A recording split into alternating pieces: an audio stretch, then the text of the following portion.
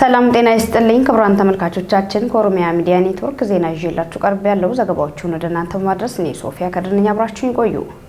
በሰላሌ ዞን ደራ ወረዳ ሰሞኑን ሰርጎ ገብ የአማራ ጽንፈኛ ቡድን የፋኖ ታጣቂዎች ባደረሱት ተከታታይ ጥቃት ምክንያት በርካታ ነዋሪዎች ከቤት ንብረታቸው ተፈናቅለው ለአስከፊ ችግር መዳረጋቸውን ገለጹ። በጥቃቱ ከደራ ወረዳ ጅሩ ዳዳ ቀበሌ የተፈናቀሉ ነዋሪዎች በጃማ ወንዝ አካባቢ ተጠልለው ከፍተኛ ችግር እያስተናገዱ መሆናቸውን ለኦሮሚያ ሚዲያ ኔትወርክ ተናግረዋል። ተጨማሪ ዘገባ አለን። የአማራ ክልል ጽንፈኛ ታጣቂ ቡድን ፋኖ ወደ ኦሮሚያ ሰርጎ በመግባት በየጊዜው በአዋሳኝ አካባቢዎች ጥቃት መፈጸም አጠናክሮ ቀጥሏል። የጽንፈኛ ኃይሉ ዓላማ በአማራ ክልል አዋሳኝ አካባቢ የሚገኙትን የኦሮሚያ ወረዳዎች ወደ አማራ ክልል እንዲካለሉ ማድረግ መሆኑን ምንጮች በተደጋጋሚ ይገልጻሉ።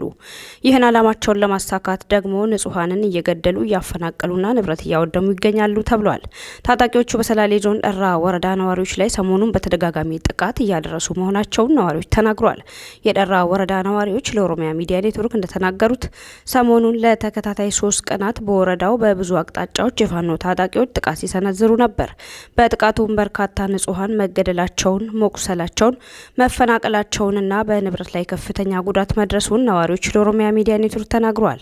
በዚህ ሁኔታ በሰሞኑ ጥቃት ከደራ ወረዳ የጅሩ ዳዳ ቀበሌ የተፈናቀሉ ነዋሪዎች በጃማ ወንዝ አካባቢ ተጠልለው ከፍተኛ ችግር እያስተናገዱ መሆኑን ተናግሯል። ከተፈናቃዮቹ መካከል ኦሮሚያ ሚዲያ ኔትወርክ ያነጋገራቸው እንደገለጹት በቆላማ ጃማ ወንዝ ሸለቆ ህጻናትን ጨምሮ በርካታ ሰዎች በረሃብ፣ በውሃ ጥም፣ በህመምና ሕክምና ጦት እየተሰቃዩ ነው። ወባና ሌሎች በሽታዎች ህጻናትን ጨምሮ በአዋቂዎች ላይ ከፍተኛ ጉዳት እያደረሱ መሆኑን በቆላማ ጃማ ወንዝ ሸለቆ ከ6 ቤተሰቦቹ ጋር ተጠልሎ የሚገኝ አንድ አባወራ ለኦሮሚያ ሚዲያ ኔትወርክ ተናግሯል። የጅሩ ዳዳ ቀበሌ 8 ጎጥ እንዳለው የገለጸው አስተያየት ሰጪው የስምንቱም ጎጦች ነዋሪዎች ተፈናቅለው በወንዙ አካባቢ ተጠልለው መኖራቸውን ተናግሯል። ጉዳት የደረሰባቸውና የታመሙ ሰዎች ለሕክምና ወደ ከተማ እንዳይሄዱ በየቦታው ተሸሽገው በሚገኙ ጽንፈኛ ታጣቂዎች ጥቃት መዳረጋቸውን አስረድተዋል። በተመሳሳይ ዜና በሆሮ ጉዱሩ ወለጋ ዞን አቤ ዶንጎሮ ወረዳ ሰርጎ ገብ የአማራ ክልል ጽንፈኛ ታጣቂ ቡድን ፋኖ በንጹሃን ላይ የሚፈጽመው ጥቃት መቀጠሉን ነዋሪዎች ገለጹ። ባሳለፍነው ቅዳሜ ጥቅምት 9 ቀን 2017 ቢቂላ ነጋሳ የተባለ ወጣት በአቤ ዶንጎሮ ወረዳ ኮቲቻ በተባለች ቀበሌ ከብቶች በማገድ ላይ ያለ በታጣቂዎቹ መገደሉን ነዋሪዎች ተናግሯል።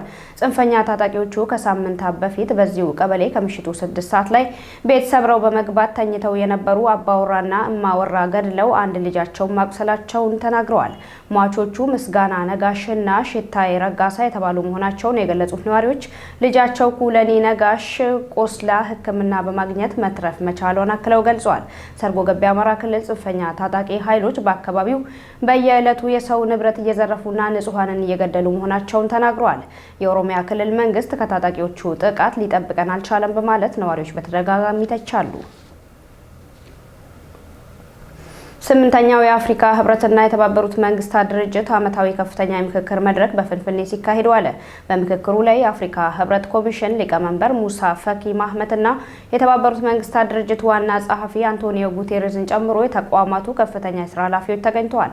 በውይይቱ የአፍሪካ ህብረትና የተባበሩት መንግስታት ድርጅት የትብብር ማዕቀፎች አፈጻጸም ላይ ውይይት ተደርጓል። አንቶኒዮ ጉቴሬዝ በኢትዮጵያ የስራ ቆይታ ለማድረግ በኢትዮጵያ ሰዓት አቆጣጠር ዛሬ ማለዳ ነው ፍንፍኔ የገቡት። በሌላ ዜና የኦጋዴን ብሔራዊ ነጻ አውጪ ግንባር ኦብነግ ከሀገራዊ ምክክር ሂደቱ ተሳትፎ ራሱን ማግለሉን አስታወቀ። የኦጋዴን ብሔራዊ ነጻ አውጪ ግንባር ኦብነግ ከሀገራዊ ምክክር ሂደቱ አካታች አለመሆኑንና ግልጸኝነት የጎደለው መሆኑን በመጥቀስ ከትናንት ጀምሮ በሂደቱ ተሳትፎውን ማቆሙን አስታውቋል።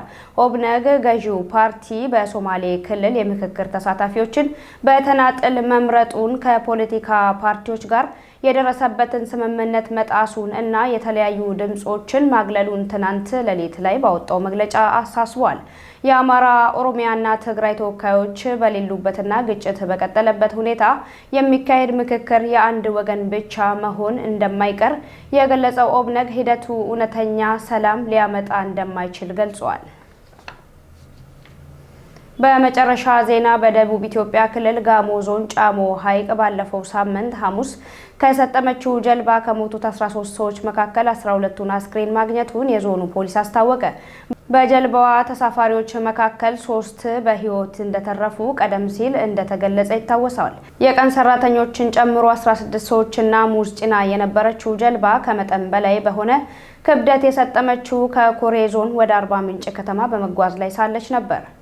እንግዲህ ለዛሬ ያልናቸው መረጃዎቻችን ነኝ ነበሩ። ቀሪ የኦሮሚያ ሚዲያ ኔትወርክ ፕሮግራሞች ይቀጥላሉ። መልካም ቆይታ።